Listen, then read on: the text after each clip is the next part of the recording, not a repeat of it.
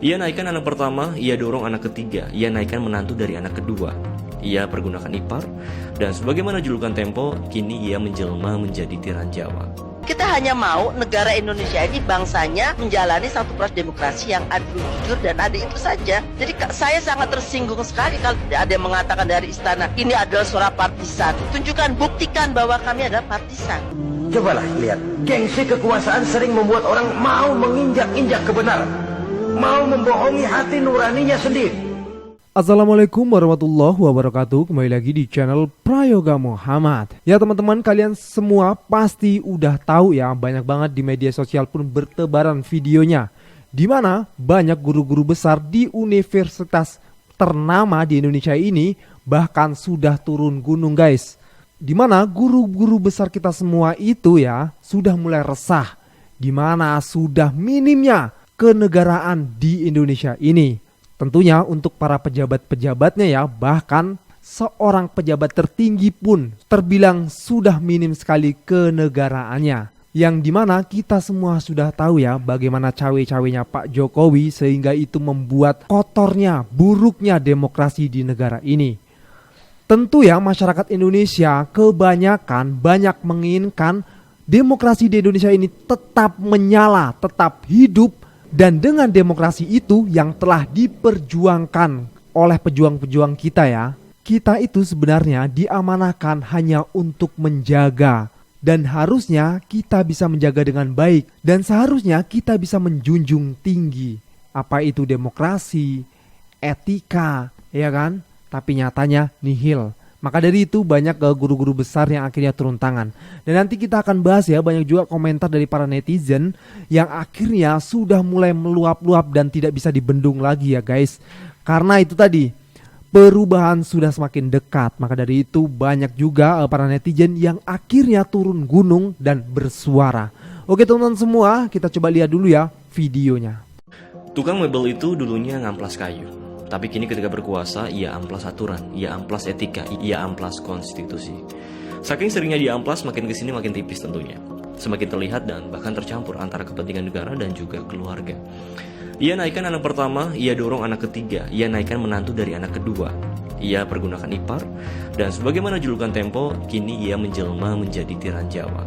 Ia ambil menteri dari akademisi untuk memuluskan rencananya. Menteri yang tadinya rektor berubah jadi operator. Dengan kecerdasan dan sederet prestasinya, ia gunakan untuk memenuhi titah Tuan Tiran. Mengerikan. Dan wajar dunia kampus sekarang marah. Para guru besar berkomentar, mahasiswa banyak yang udah muak gak tahan. Tapi situasi genting ini seolah tertutup tabir nih. Di TikTok kita lihat masih saja nyaring oke gas, dan komentar all in. Yang ini masih gandrung dan menyihir para remaja puber yang baru punya KTP. Gimana ya? Makanya gue tergerak untuk membuat video-video seperti ini agar ingin menyadarkan orang-orang yang bangun kesiangan salah baca judul tuh. Orang-orang yang seperti itu tuh kurang lebihnya ya. Jadi jangan cuma main all in doang, oke gas doang, tapi gak ngeliat loh data-data gimana, riset dulu tuh. Ya intinya biar gak salah langkah lagi ya teman-teman semua. Oke kita lanjut lagi ya ke videonya. Gue sudah prediksi, jadi kemarin dan mungkin ke depan makin banyak remeh-remeh perguruan tinggi kritik penguasa yang di dalamnya ada profesor, ilmuwan, guru besar, dosen. Mereka protes mendeklarasikan keadaan darurat bangsa. Turun gunung tuh, prihatin lihat kondisi negara. Makasih banyak Bapak Ibu atas perhatiannya dan ketulusannya terhadap kondisi bangsa dan negara kita. Tapi faktanya apa? Justru mereka direndahkan, dihina, difitnah sama pihak. Kita tidak ada kepentingan semancing pun. Kita hanya mau negara Indonesia ini bangsanya menjalani satu proses demokrasi yang adil, jujur, dan adil, itu saja. Jadi saya sangat tersinggung sekali kalau ada yang mengatakan dari istana, ini adalah suara partisan. Tunjukkan, buktikan bahwa kami adalah partisan. Coba buktikan. Apakah Anda bisa menyebutkannya? Jadi jangan ngomong sembarangan lah. Kalau orang istana ngomong sembarangan, kami akademisi juga bisa marah. Nah terus, kalian yang mahasiswa dan juga rakyat jelata masih diem aja? Masih sembarangan asal pilih capres pemimpin kita nanti? Yang bener aja. Rugi dong. Kami itu menegakkan etika negara ini. Kami mendidik anak-anak muda. Kami mendidik generasi muda, generasi Z. Kok dituduh partisan? Buktinya mana? Coba tolong tunjukkan pada saya. Harkesno pernah ngapain dalam partai? Saya membantu pemerintah. Banyak dosen guru-guru bisa membantu pemerintah. Tapi kan bukan berarti kami iya-iya saja atas semua yang terjadi. Buat saya ini sesuatu yang sangat menghina ketika kami akademisian disebut sebagai partisan. We don't have that. Tidak ada motif apa-apa. Kenapa kami baru muncul? Karena kami sangat prihatin. Sudah begitu banyak teguran, sudah begitu banyak protes, dan ternyata masih berlangsung. Universitas Pajajaran baru saja bergabung menyatakan peringatan mereka atas keadaan darurat demokrasi di Indonesia saat ini. Jadi sudah ada 7 universitas yang memberikan peringatan yang sama dan terus bertambah jumlahnya. Tapi sayangnya oleh pihak istana, masukan tersebut dianggap sebagai bentuk keberpihakan dan penggiringan opini oleh para sivitas akademika. Memang aneh pemerintahan ini, karena kalau partisan itu wajarnya hanya 1 atau 2. Tapi ketika sudah ada 7 universitas menyatakan kekhawatiran yang sama, maka buta namanya kalau pihak istana menyebutnya sebagai penggiringan opini. Sangat wajar dan beralasan kalau para guru besar merasa tersinggung, karena guru besar itu adalah pemikir bangsa. Guru besar itu adalah orang-orang yang sudah selesai dengan diri mereka masing-masing dan memilih mengabdikan diri, waktu, dan pikiran mereka untuk kebaikan dan kemajuan bangsa. Kepentingan politik terlalu receh bagi mereka. Jika saja keadaannya tidak mendesak, rasanya tidak mungkin mereka akan turun gunung. Tolong ingatkan gue, kapan guru besar pernah turun gunung? Ya, para guru besar dan akademisi ikut serta dan membaur bersama dengan mahasiswa dan rakyat pada peristiwa jatuhnya Presiden Soeharto pada tahun 1998. Jadi keadaan negara saat ini memang dalam keadaan darurat. Apakah yang terjadi pada 1998 akan terulang lagi? Yang bisa menentukan hanya kebijaksanaan dari Presiden Jokowi dan rezimnya. Aneh memang pemerintahan dan penghuni istana saat ini. Kenapa mereka menganggap semua orang yang memiliki pandangan berbeda dan memberikan kritik kepada pemerintah mereka anggap sebagai partisan, memiliki agenda politik, ingin menyerang atau menjatuhkan pemerintahan? Padahal masih banyak orang yang memiliki niat murni dari nurani untuk semata-mata menyelamatkan bangsa ini. Jadi mana yang lebih kalian percaya? Pihak istana yang penuh agenda politik atau para guru besar yang bergerak dari hati nurani? Mudah saja jawabannya menurut gue, asal kalian punya hati nurani. Salam semangat antitesa 24. Ya, baru sekali gue bahas politik, udah rame langsung diserbu akun gue. Gue aja belum bilang gue dukung yang mana. 1, 2, atau 3. Jangan sotoy deh guys. Terus kayak gue next bikin video komentari politik tuh pakai bahasa Inggris dah. Gue nggak mau kayak gini anjir diserbu buzzer. Soalnya capek cuy bacainnya, kayak guru-guru besar ini digerakkan oleh salah satu orang, salah satu paslon. Siapa yang gerakin? Ada buktinya nggak? Terus ada yang bilang lagi, ini UGM ini digerakin karena Anies sama Ganjar itu alumni UGM. Kan presiden lu ini sekarang juga yang lagi dikasusin alumni UGM, Bapak. Terus ini yang paling kocak, dibalas lagi. Jadi sekarang kalian mengakui kalau ijazah Jokowi itu asli. Sejak kapan gue tidak mengakui? Siapa yang bilang Jokowi ijazahnya palsu? Gue, guru besar yang tadi tukang somai di depan, satpam komplek. Siapa? Yang pasti bukan gue ya. Capek anjir, kayak lo diskusi di sini nih, habis itu tiba-tiba mencelok ke sono, habis itu gue counter, tiba-tiba mencolok lagi ke sini. Kagak ada intinya anjir, kayak lagi ngomong sama orang. Sekali lagi. Nah inilah kenapa makanya gue nggak mau ngeladenin, soalnya ngabisin banyak energi. Mending gue bikin cuanki atau nggak ngaci tembok bermanfaat jir. Jadi gini guys, kemarin itu yang menyuarakan itu adalah guru besar Persatuan Profesor-Profesor yang ya udah nggak nyari apa-apa di partai politik. Kayak mereka udah pinter jir. Kalau misalkan mereka bilang ada yang salah, ya udah itu salah menurut pemahaman mereka yang udah expert di bidangnya gitu. Terima aja sih. Terima aja kalau misalkan presiden kita tuh emang kampanye pakai duit pajak loh.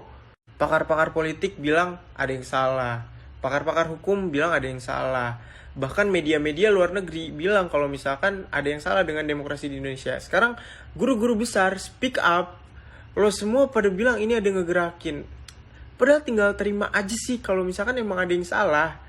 Dan lo mendukung jalan yang salah, gak apa-apa. Kalau lo ngedukung, tetap ngedukung gak apa-apa. Tapi jangan denial anjir. Gue habis lapor SPT nih by the way, potongan pajak gue gede banget cok. How much tax money to be effectively used for the well-being of everyone, not for benefiting some type of parties. Ya udahlah guys, udahlah terima aja emang salah gitu. Udah legowo aja, emang kalian kalau misalkan mau support ya udah. Tapi yang disupport salah tuh emang iya udah kayak gitu, udah terima aja sih. Kalau menurut gue gini bang, mereka itu gimana ya? Ibarat kata nih ada tembok warnanya hitam, kita katain tuh warna hitam tuh, enggak itu putih, hitam itu bukan putih. Bukan mereka tidak tahu, tapi sebenarnya pura-pura tidak tahu hanya karena ingin membela dengan keegoisan mereka. Mungkin seperti itulah kurang lebih. Kan udah gamblang banget kok, udah terlihat banget kok. Mana yang benar, mana yang salah udah kelihatan banget. Guru besar itu tidak ada kepentingan di politik gitu loh. Benar-benar pure ingin mengatakan ini udah kelabasan, ini udah kebablasan nih, udah salah nih gitu loh. Ibaratnya ngasih rem gitulah ya. Ya mudah-mudahan ini semua bisa cepat berakhir ya dengan terpilihnya Bapak Anies Baswedan, sang pelopor perubahan. Nah untuk orang-orang yang masih ngeyel dan masih sok-sok nggak tahu gitu ya, coba kalian dengerin sih video ini. Firaun bukan bodoh, bukan. Firaun bukan tidak tahu kalau Musa itu benar, tahu. Firaun bukan tidak ngerti kalau itu mujizat, sihir kalah, tahu. Tapi gengsi kekuasaan. Cobalah lihat, gengsi kekuasaan sering membuat orang mau menginjak-injak kebenaran. Mau membohongi hati nuraninya sendiri. Mau membohongi kolbinya, hatinya. Padahal itu sudah, orang kalau sudah hatinya sendiri dibohongin, apalagi orang lain, sudah manusia paling kejam itu. Harusnya kalau udah ngeliat video ini terus paham sih. Oke kita lanjut lagi ke videonya. Di negeri Paman Sam, seorang presiden sibuk mensejahterakan rakyatnya. Di negeri Paman Usman, seorang presiden sibuk mempromosikan anaknya. Sorry. Pak Dul, siapa sih lawan Pak Ganjar Mahfud yang sebenarnya? Lawan Pak Ganjar Mahfud yang sebenarnya adalah kekuasaan yang sewenang-wenang dan uang. Uang bisa dikalahkan dengan kekuasaan, pun kekuasaan bisa dikalahkan dengan uang. Tapi kalau uang dan kekuasaan bersatu, maka berat mas, berat. Yang bisa mengalahkan bersatunya kekuasaan dan uang hanyalah kekuasaan Tuhan. Melalui kesadaran, kecerdasan, perjuangan, persatuan rakyat. Yuk cerdas. Gara-gara gubernur yang kerjanya cuma bisa omon-omon doang, ini gue jadi repot banget. Gue disiapin duit mau jalan-jalan keliling kota Jakarta ceritanya. Tapi ternyata cuma bayar 3.500 doang dari Tanjung Priuk sampai ke Monas. Coba, ini gimana sih? Terus masa ini jalanan lebar banget buat apa? Kita mau jalan kaki, nggak mau senam. Ngapain jalanan lebar kayak gini? Kalau lebar gini kan kita nggak cuma jalan, jadinya kita lari-lari di pinggir jalan. Terus mau nyobain naik bis, mau ngabisin duit. Ternyata malah gratis, nggak bayar. Udah gitu bisnya tuh bis tingkat ngeliat deh. Jadi anak-anak sekolah malah pada ikutan jalan-jalan sambil studi tour mini gitu lah ya, yang gratis-gratis. Mana pemandangannya bagus banget lagi. Terus ini apa lagi nih? Jalan MH Tamrin tuh nggak bisa motor lewat, nggak bisa. Ini tuh kawasan distrik, nggak bisa. Ini tuh kawasan vital. Ini motor kenapa bisa lewat sini? Ini kan, aduh, jadi nggak eksklusif nih. Parah banget nih kerjanya nih gubernur nih. Emang bener-bener cuma omon-omon doang nih. Omon-omon ada semua, jadinya omon-omon semuanya beres. Aduh, nggak ngerti lagi deh. Gue heran nih kenapa acara politik namanya apotik. Emang siapa yang sakit? Oh, demokrasi kita.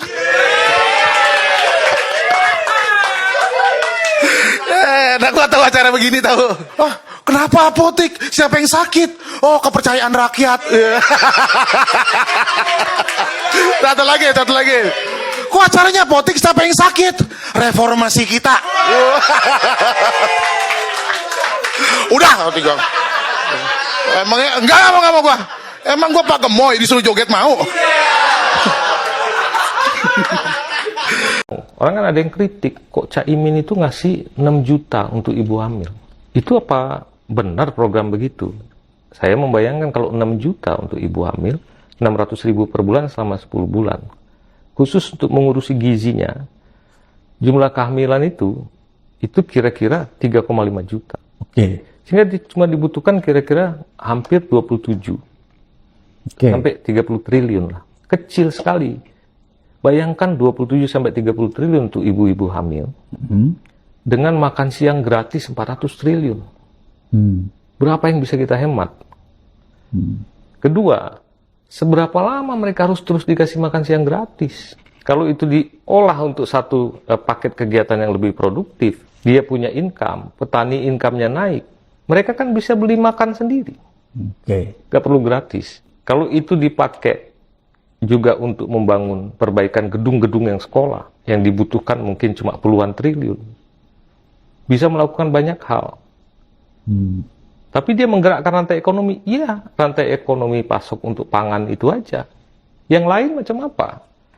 Jadi menurut saya kalau mau memecahkan stunting, apakah 400 triliun itu bisa?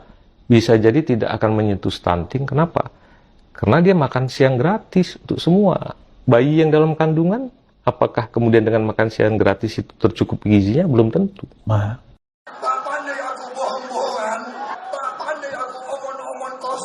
Jadi pesawat, umpamanya pesawat Mirage 2005 yang ada di Qatar, yang rencananya kita ingin akuisisi, itu usia pakainya masih 15 tahun, Pak.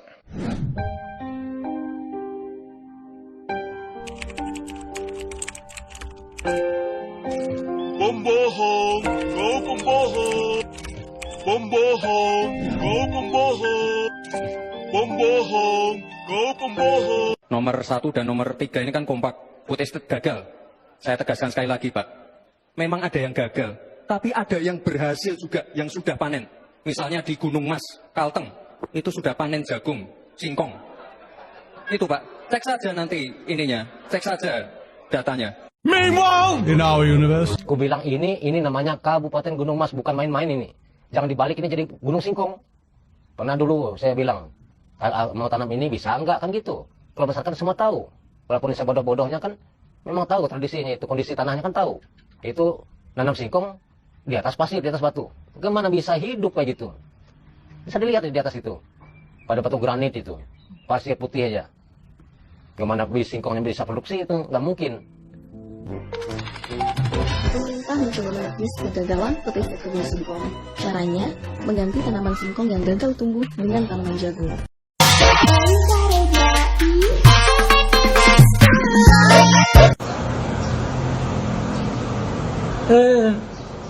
Bikin konten cuman buat narik followers doang. Bikin konten tuh coba yang mencerdaskan followersnya yang 9 juta tuh, ya kan?